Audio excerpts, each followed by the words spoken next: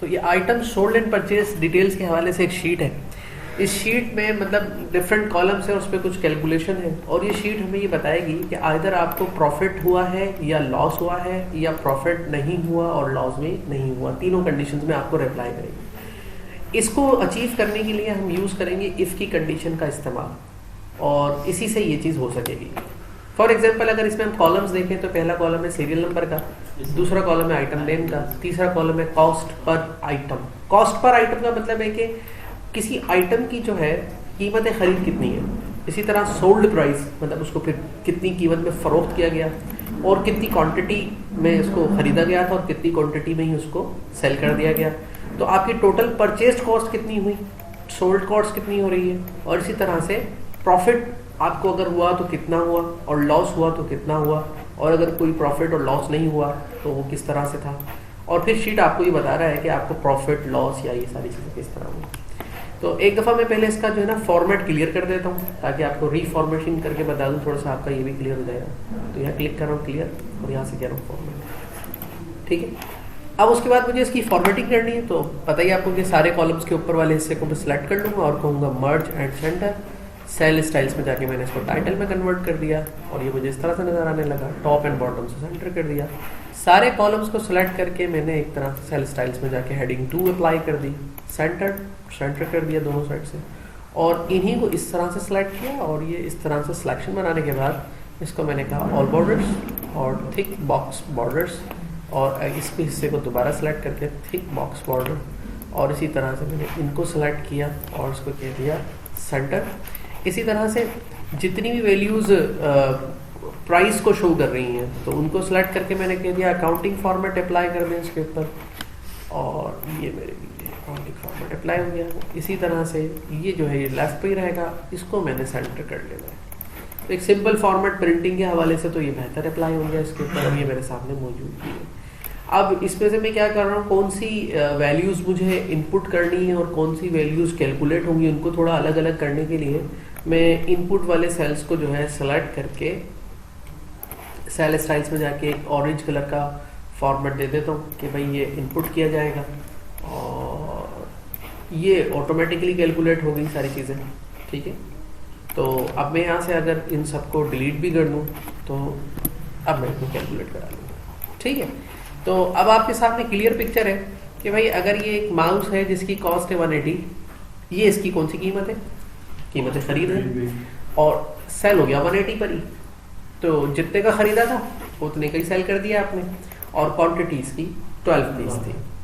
Calculation कैसे लेंगे भाई, कैलकुलेशन दोनों सूरतों में बड़े आसानी से हो जाएगा। आप परचेज कॉस्ट में जब लेंगे तो आप कहेंगे ऑटो सम और आप कहेंगे जो इसकी कीमत खरीद है यानी कि कॉस्ट पर आइटम है उसको मल्टीप्लाई कर दो उसकी क्वांटिटी से, ठीक है। जैसे आप क्लिक करेंगे एंटर तो ये आपके पास आ गई इसकी कीमत खरीद। सेम टाइम आप ऑटो सम करेंगे और कहेंगे जो इसकी सोल्ड प्राइस है उसको मल्टीप्लाई कर दो इसकी क्वांटिटी से और एंटर करेंगे तो दोनों चीज़ें सेम आ गई। अब ये तो इसके हवाले से था लेकिन हर चीज़ की सेम नहीं है, ये थोड़ा देखें कम ज़्यादा भी है कहीं पे। डबल क्लिक करता हूँ तो ये सारे आइटम की कीमतें खरीद आ गई और ये सारे आइटम की कीमतें फरोख्त आ गई। अब हमें प्रॉफिट हो रहा है या लॉस हो रहा है ये तो हमें पता चलेगा नेक्स्ट सेगमेंट में।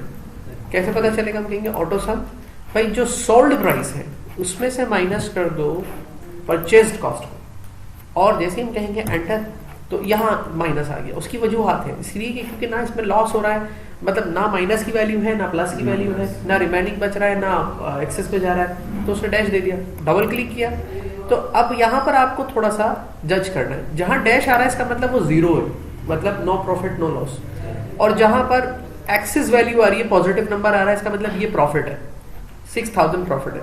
बट जहाँ वैल्यू फिगर्स में तो है बट ब्रैकेट में आ रही है दिस मीन्स की नेगेटिव वैल्यूज है, मतलब यहाँ पर लॉस हुआ है।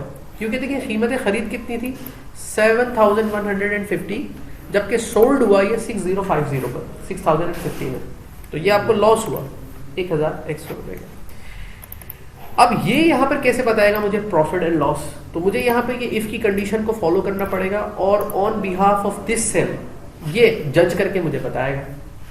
तो अब इस सेल का नाम क्या है, इस सेल का नाम है H5।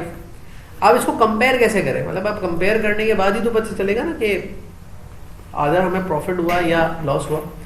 यहाँ पर और भी सेल है हमारे पास, सोल्ड प्राइस जिसका नाम है G5, यहाँ पे परचेज प्राइस जिसका नाम है F5। तो एक आसान बात ये हो सकती है कि भाई ऐसा कर लो कि अगर G5 की वैल्यू F5 से लार्जर है तो इसका मतलब प्रॉफिट हुआ, और अगर G5 की वैल्यू F5 से लेस है तो इसका मतलब लॉस हुआ, और अगर उसके इक्वल है तो इसका मतलब नो प्रॉफिट नो लॉस। दोनों ही बातें हो सकती है ना। तो G5 और F5 के दरमियान में हम इफ की कंडीशन को अप्लाई करेंगे।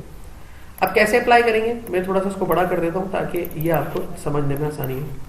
और मेरा जो ये सेल है याद रखें जिसमें टोटल सोल्ड प्राइस है G5 है और ये है F5। तो अब हम यहाँ लिखेंगे equal to if start bracket G5 greater than F5। तो क्या करना है, कॉमा डबल कोटेशन में शो कर दो प्रॉफिट, ठीक है, quotation over, then comma. Once again if को स्टार्ट करेंगे, if G5 less than F5 comma double quotation में शो कर दो लॉस, ठीक है, फिर comma if G5 start bracket G5 equal to F5, तो फिर क्या करो, कॉमा डबल कोटेशन में शो कर दो no profit no loss, double quotation over. अब मैथमेटिक्स के रूल के पॉइंट ऑफ व्यू से जितनी बार ब्रैकेट स्टार्ट किया है उतनी बार आप ब्रैकेट लास्ट में ओवर कर दें, 1 2 3 सही, और एंटर कर दें। तो यहाँ पर आप देख रहे हैं कि बचा ही जब कुछ नहीं था तो नो प्रॉफिट नो लॉस की एंट्री आएगी, और ड्रैग करेंगे इसको तो यहाँ पर आप हाँ आप फॉर्मूला तो लगा चुके ना, यहाँ पे ड्रैग करने पे सबको जज करेगा वो इस सेल को। यहाँ पे देखिए नो प्रॉफिट नो लॉस, यहाँ पे प्रॉफिट, यहाँ पे लॉस, यहाँ पे profit profit no profit no loss, फिर प्रॉफिट, फिर नो प्रॉफिट नो लॉस, फिर लॉस, और फिर ये नो प्रॉफिट, ठीक है। तो अब ये जो मैंने इंप्लीमेंट किया फॉर्मूला इफ का, दरअसल सारा काम तो ये खुद ही कर रहा है ना। Yes sir. ये असल में जज कर रहा है कि इफ G5 ग्रेटर है F5 से, मतलब G5 की वैल्यू ग्रेटर है F5 से, तो बस ठीक है, फिर प्रॉफिट है। अगर नहीं है तो G5 या तो लेस होगा F5 से, तो फिर इसका मतलब लॉस है। अगर ये भी नहीं है तो इफ G5 बराबर है F5 के, तो इसका मतलब ना लॉस हुआ और ना ही प्रॉफिट हुआ। दरअसल ये चीज इसको यहाँ